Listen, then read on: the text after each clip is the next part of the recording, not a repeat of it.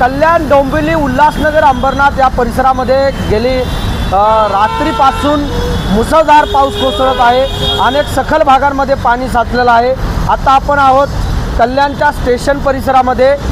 कल्याण डोंबिवली महानगरपालिकेचं दिलीप कपोते वाहनतळ आहे आणि या वाहनतळासमोर जेव्हापासून पावसाळा सुरू झाला आहे तेव्हापासून या ठिकाणी गुडघाभर पाणी साचत आहे।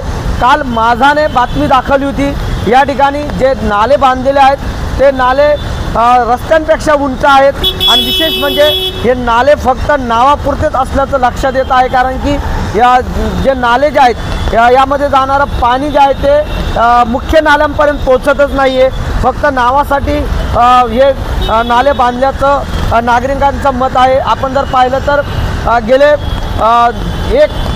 एक दीड महिन्यांपासून या परिसरामध्ये गुडघ्या इतकं पाणी साचतं आहे। या ठिकाणी जाणारे चाकरमानी जे आहेत त्यांचे मोठ्या प्रमाणात हाल होत आहेत। त्याचप्रमाणे वाहन चालकांना देखील या रस्त्यावरून आपला मार्ग काढत स्टेशनकडे जाण्यासाठी अडचणीला सामोरं जावं लागत आहे।